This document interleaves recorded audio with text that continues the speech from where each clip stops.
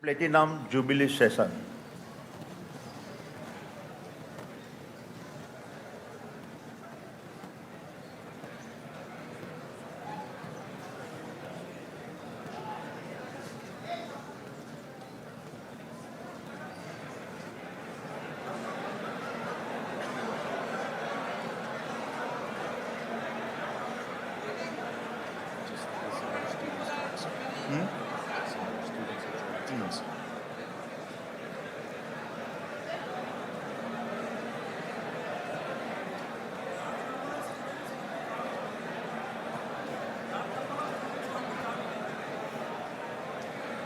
देखे, ये तो पता था मुझे, साहब आने वाले हैं।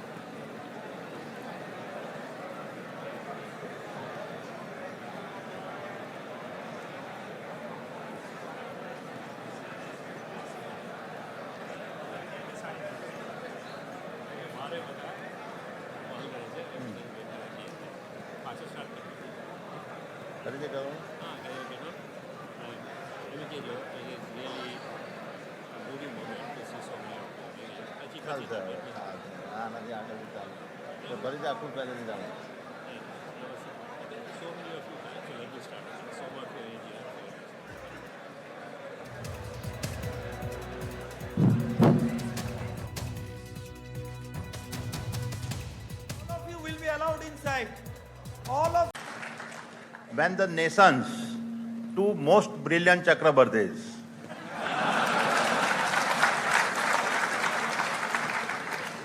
ask you to be part of such a milestone, the only answer is an immediate and wholehearted yes.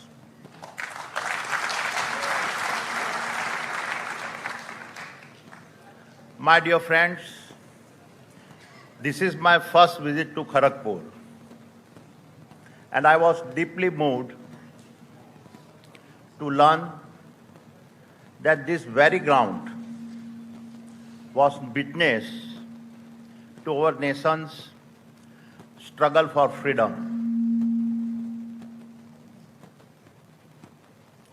It is indeed humbling to stand here where many of India's courageous freedom fighters were once imprisoned, some even younger than the student before me today. One story of an inmate that somehow lingers in my mind is that of Tridip Kumar Chaudhary, who in 1931, at just 19 years of age, was already a fearless freedom fighter. Imagine, just 19, standing here,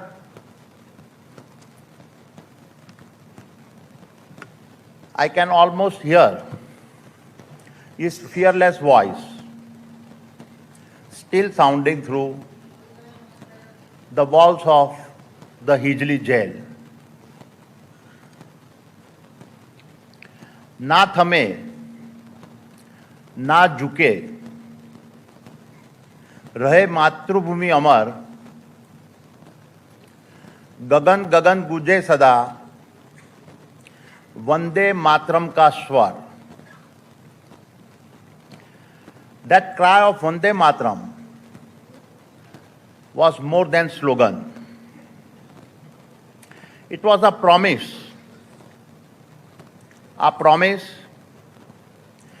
sealed in blood and sacrifice, a promise of India's unbreakable resolve, and a promise that freedom would live on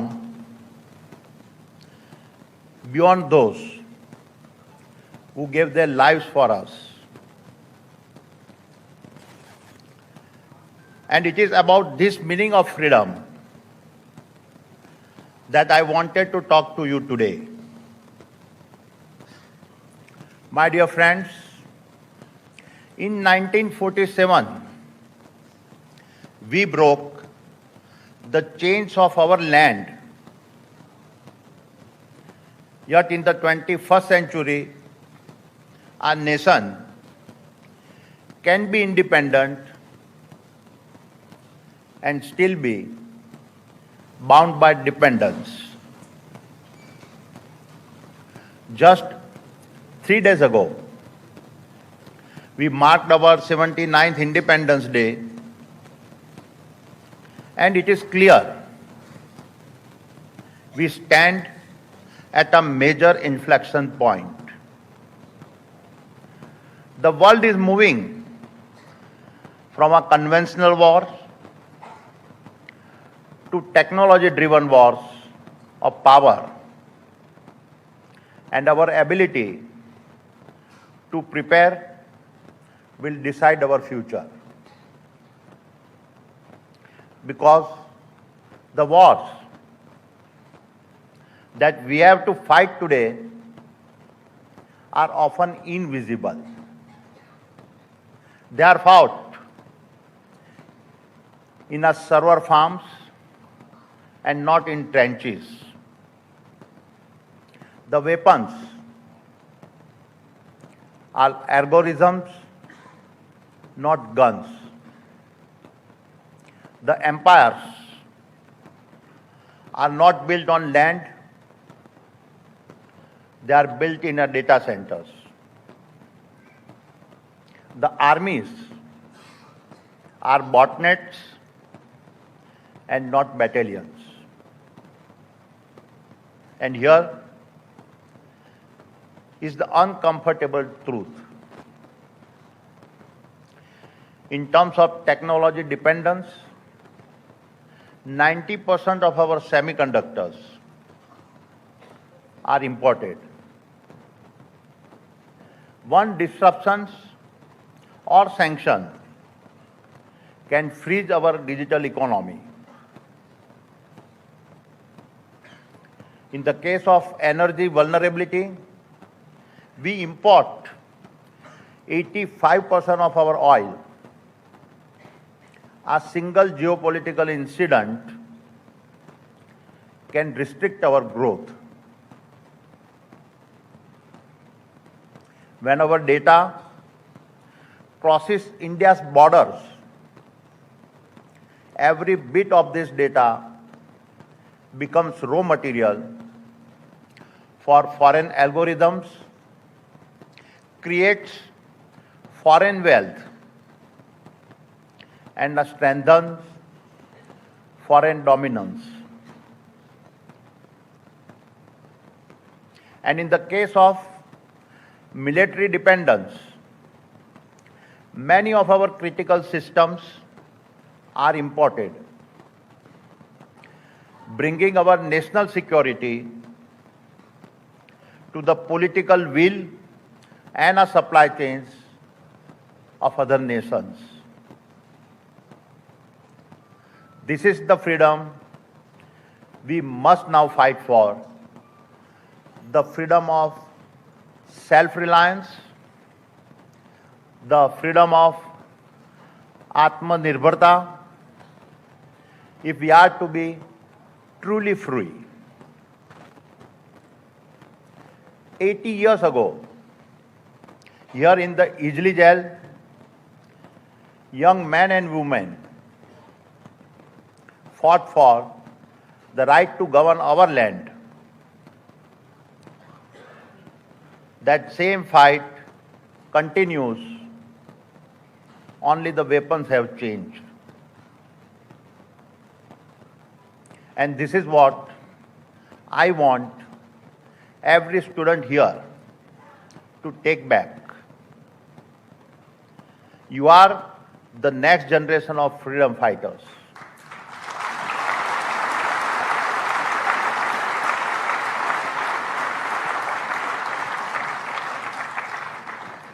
Your innovations, your software code, and your ideas are today's weapons.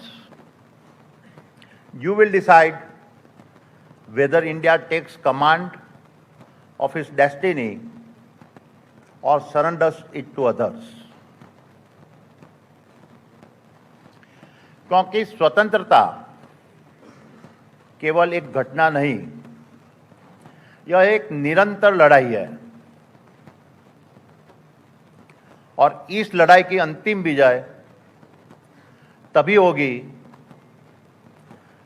जब हम हर क्षेत्र में आत्मनिर्भर बनकर अपने भविष्य खुद तय करें।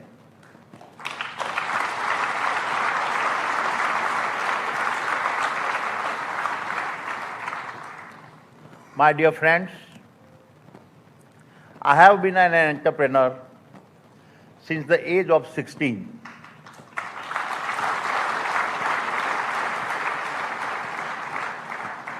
I have navigated multiple cycles of our disruptions, many moments of our transformations, and built businesses through both crisis and opportunity. But I can tell you with absolute convictions that the age of transformations now unfolding before us is unlike anything I have seen.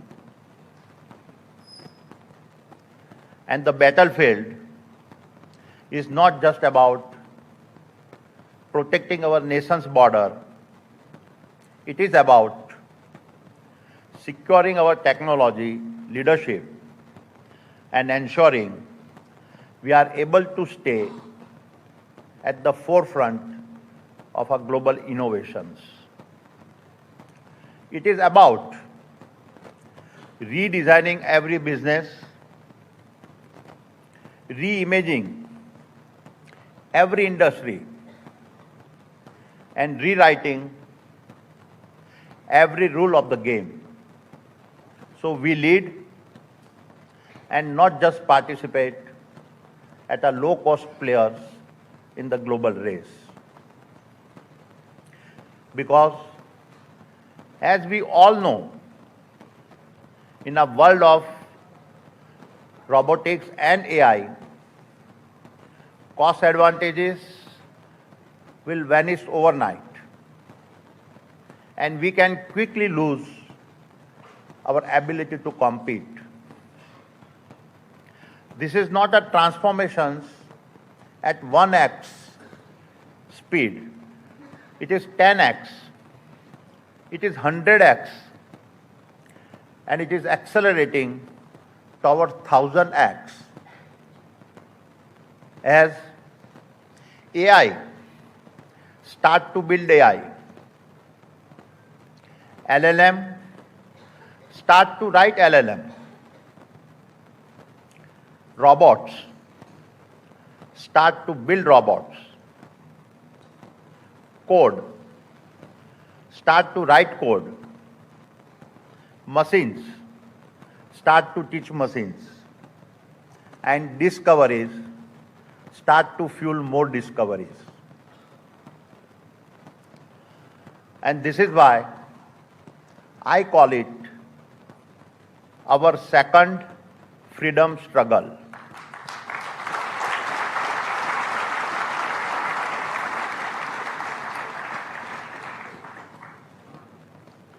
The world has never seen an industrial and intelligence revolutions of this scale. Here is what I can tell you tomorrow's trillion-dollar value disruptors will bend others to their will, and some of them will go on to dominate the world like no company has ever done before. Companies will become more powerful than many nations. And over the next decade, several companies that today seem unbeatable will vanish. They will disappear, not because they lacked resources, but because they could simply not compete at the pace and scale needed. And I will say that same stands true for our educational institutions. Because the educational institutions too must transform.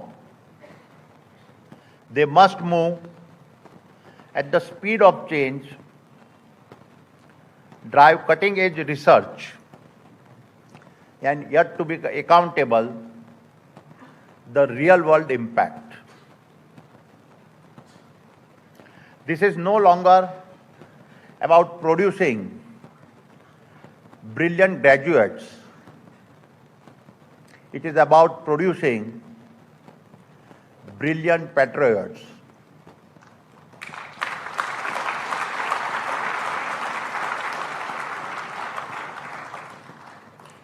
That graduate armed with ideas, discipline, and the will to make India unshakable. The brutal truth is when knowledge is a commodity, when skills can be downloaded, and when AI can crack engineering problems in seconds, we must ask, what is the future value of an engineering or technical degree? How should we prepare? Because the lifespan of a technical knowledge has collapsed from years to months, maybe even weeks. This means the gap between academic theory and industry reality is widening faster than ever before. And the new currency is the abundance. Abundance of bold ideas. Abundance of lightning speed adaptations. Abundance of relentless reinventions. In this new round of battle, it is the most brilliant minds that India will need. And you, my dear professors, are the custodians of these minds. Minds trained on these very grounds, trained to think beyond the textbook, trained for rapid inventions, and trained to carry the courage of discovery as a national duty.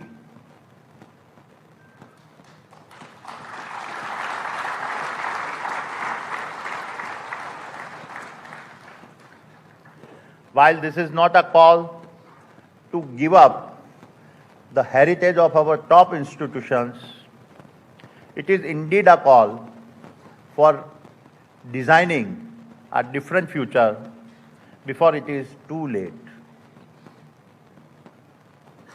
Let me now talk about the Indian corporates.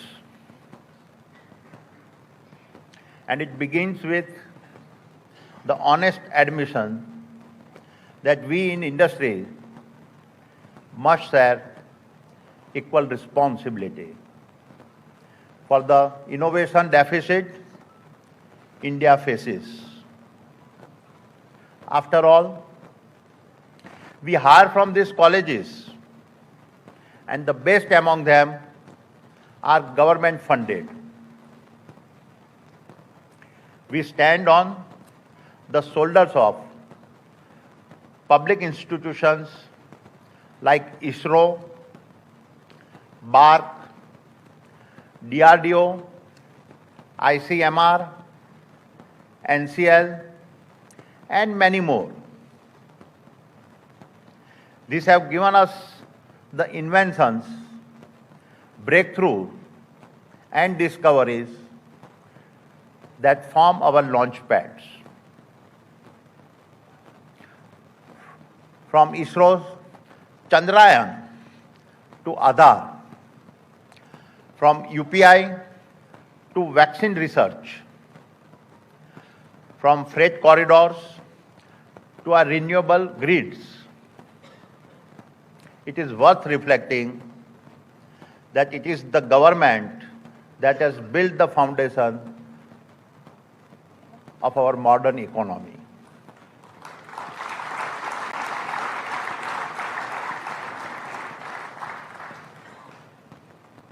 And this model will not adequately sustain in the race we are entering. If India is to lead in the age of transformative technologies like advanced materials, biotechnology, deep tech, and many others, we must carry our share of the nation's innovations burden. Translated not into marketing slogans, but into the budget allocations, world-class laboratories, and risk capital.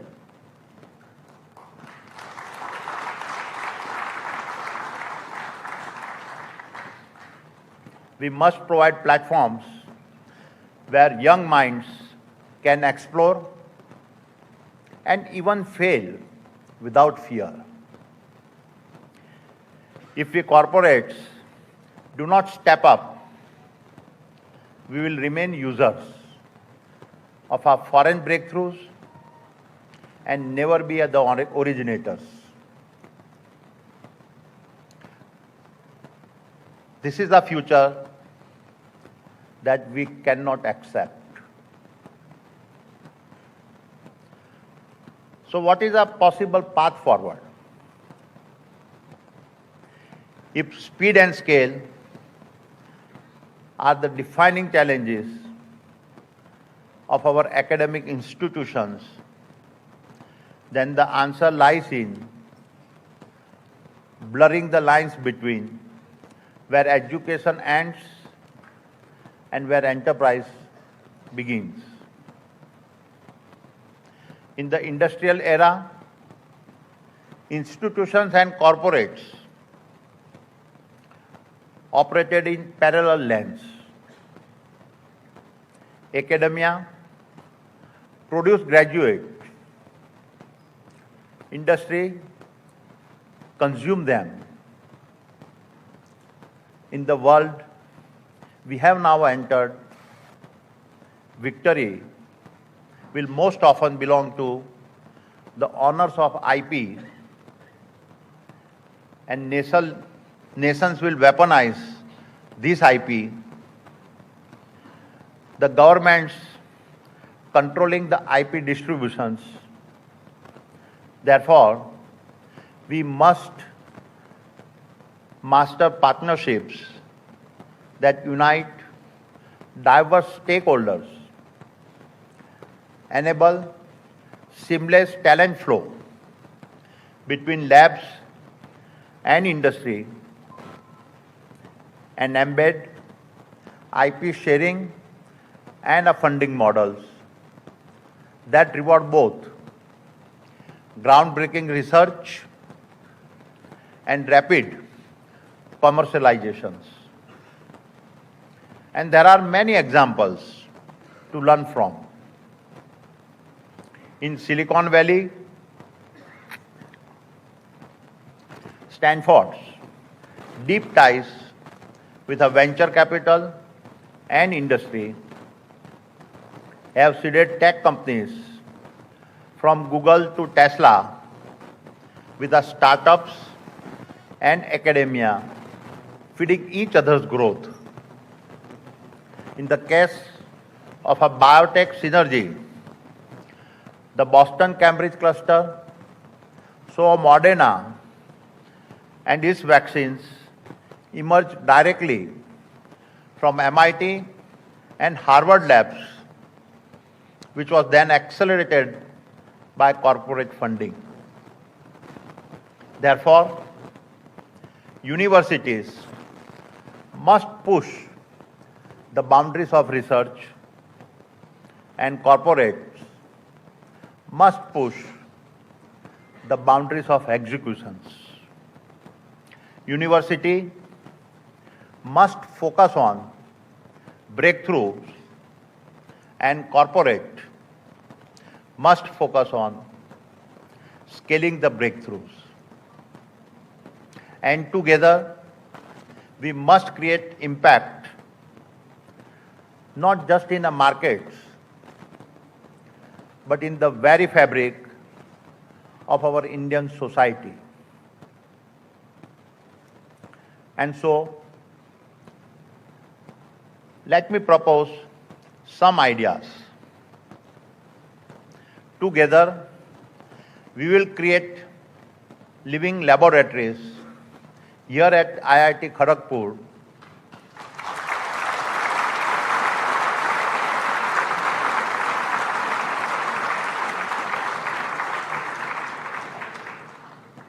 across high impact sectors that reflect the very challenges India must lead in.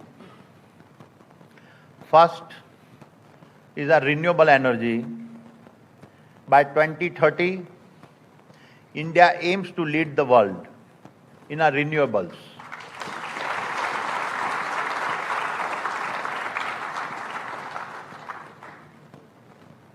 At Adani, we are building the world's largest renewable energy park in Khavda in the Kutch district of Gujarat.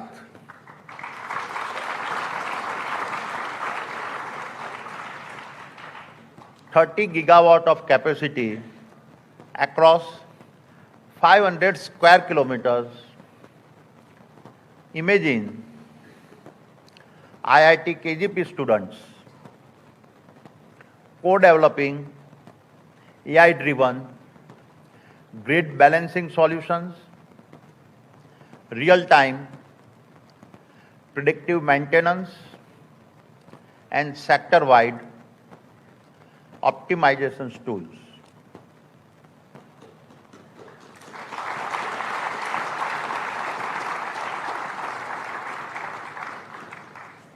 Second is ports and logistics. Adani Ports moves over 400 million tons of cargo annually. As the world's most integrated logistics player, even a single day delay can ripple through supply chains.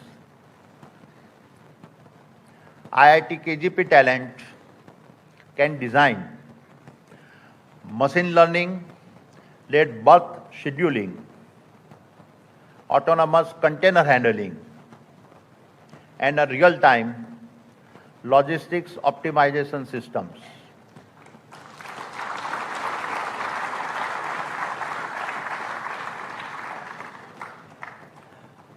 Third is the airport and a smart mobility.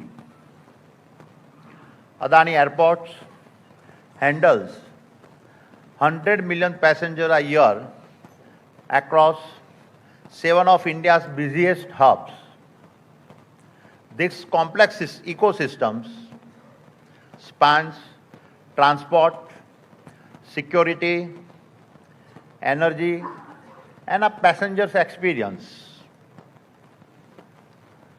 IIT KGP engineers could pioneer real-time crowd predictions, intelligent baggage handling, and IoT-enabled operations to set a new benchmarks.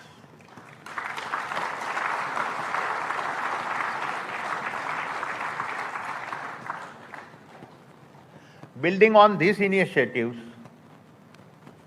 we are launching the annual Adani IIT Platinum Jubilee Changemakers Fellowships coordinated by IIT Kharagpur and covering every IIT.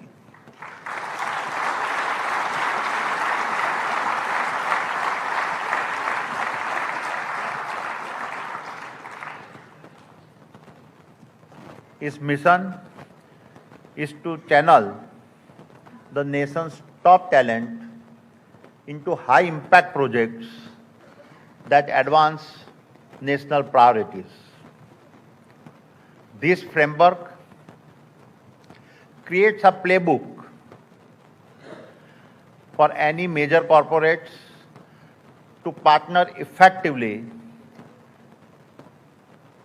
with our top institutions. And together, we can accelerate India's sheer scale of talent into a force that in a decade can be a parallel to Silicon Valley.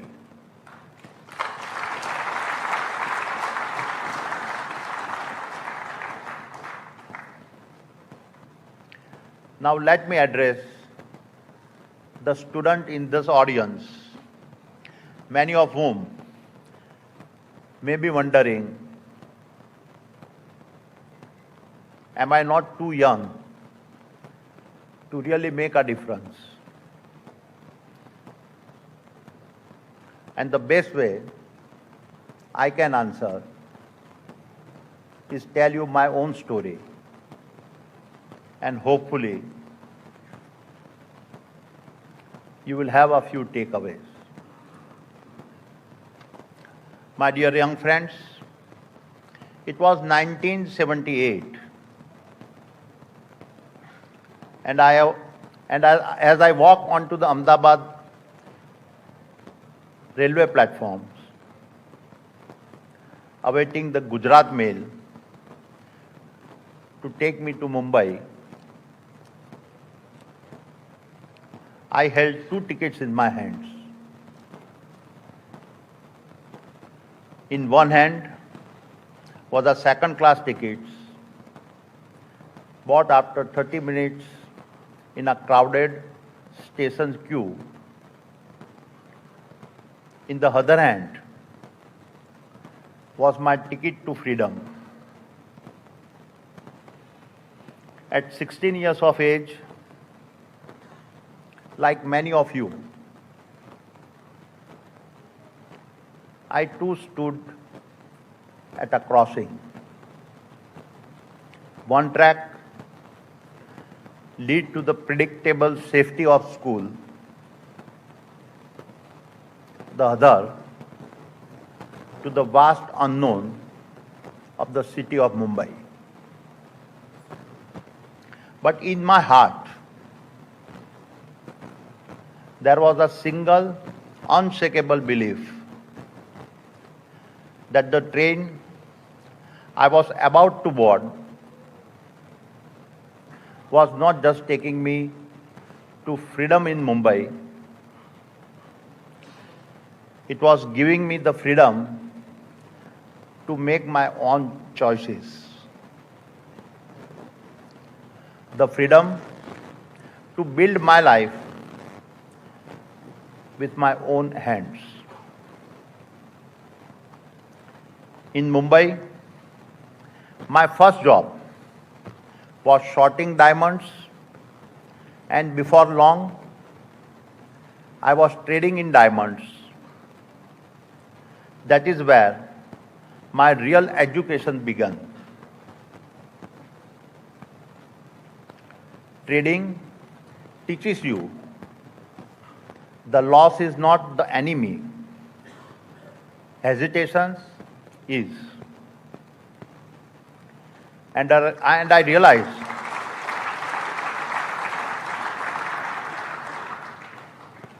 I realized something deeper. Only those who are truly free-minded make a good traders, because you learn to embrace risk, to make a fast decisions, and to be comfortable with the incomplete information or losses you incur. The speed of decision making was to become my first operating philosophy for life.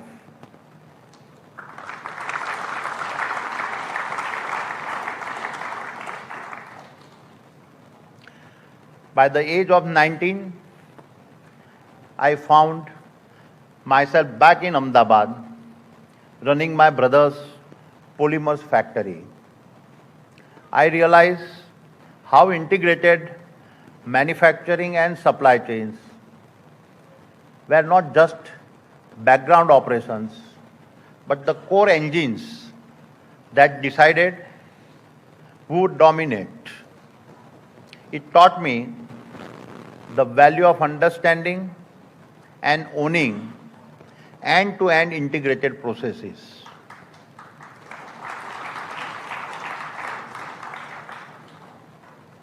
This learning became the second operating philosophy that would guide every venture I would thereafter build. Then came the crisis of 1991. I was 29 when India was forced to open its doors to liberalizations.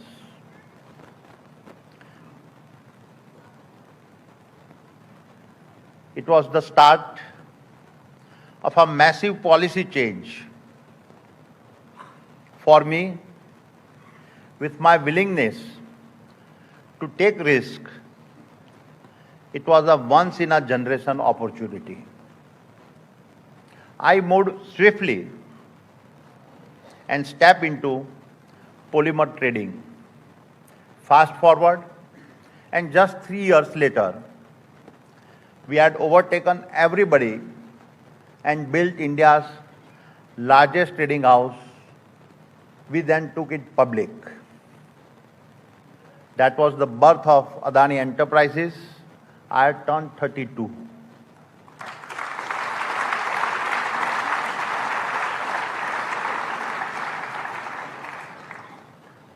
But success has its own way of revealing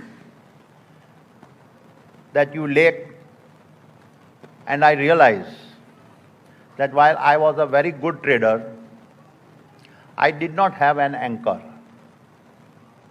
Without real assets in the real economy, I had no real foundations. One market crash and I could be swept away. That is when the third operating philosophy became clear to me. You cannot build your empire on a ground you do not own. And this took me to Mundra. That was to become my karma bhumi.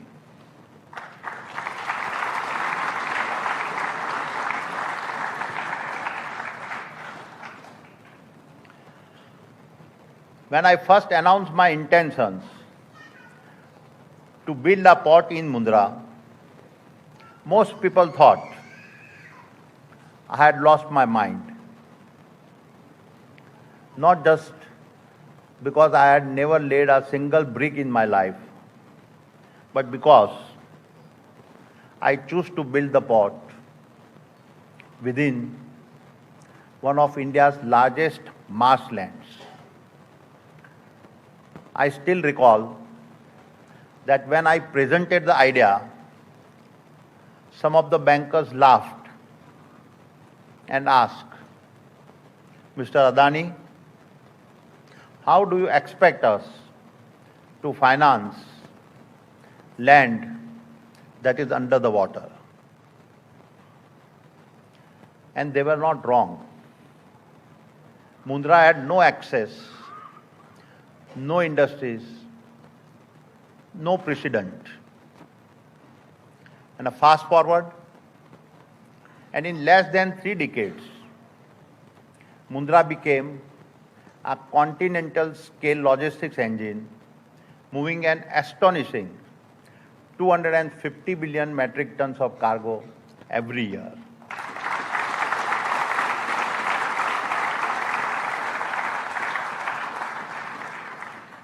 And today, we run one of the world's largest integrated logistics networks, made up of our 21 national and international ports, rail networks, inland container depots, warehouses, and fulfillment centers.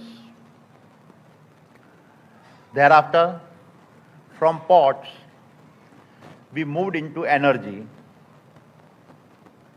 and starting in 2007, we built the world's largest single location coal-based private power plant of 4,200 megawatts.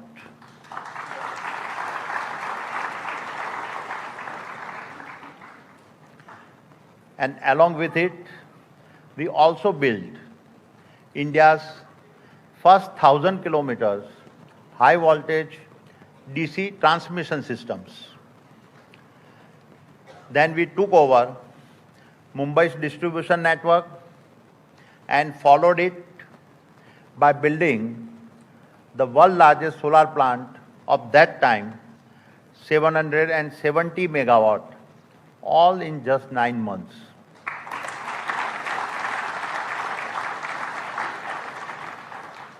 And we continued expanding.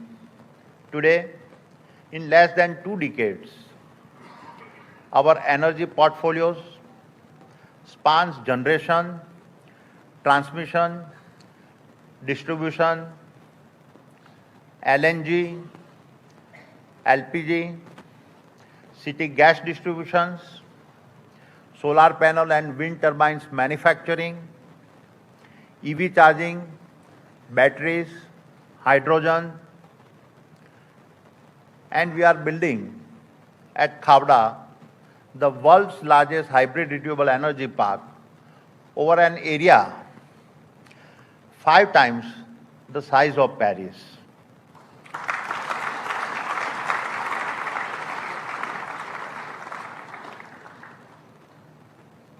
Thereafter, from the gateways to the oceans and gateways to the deserts, we turn to the gateways of the skies of India. And 6 years ago, we stepped into airport business. Today, we own the largest fleet of airports, controlled by any single entity anywhere in the world.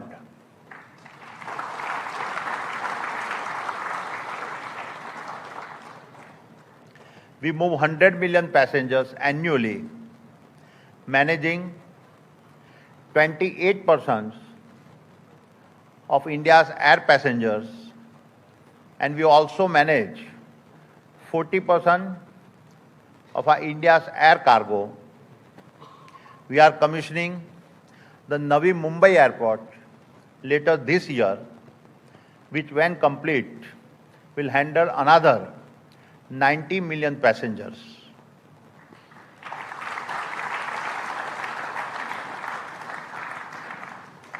And around each airport, we are creating urban ecosystems where air travel will merge seamlessly with a commerce, industries, retail, hospitality, and a residential living. No company has ever conceptualized such an integrated ecosystem at this scale. My young friends, I talk about Mundra, Khavda, our airports, because they were born not just from my spirit of entrepreneurship, but also from my optimism that the India growth story is unstoppable.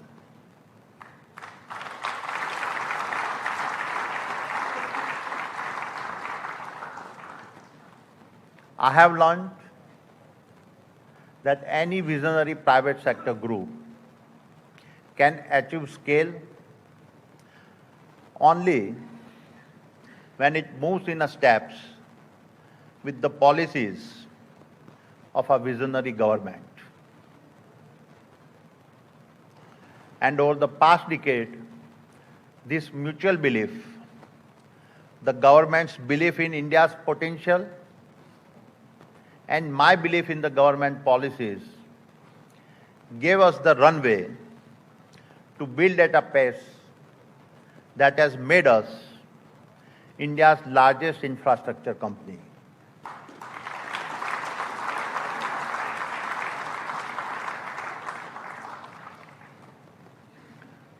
My dear students, the same is even more true for you.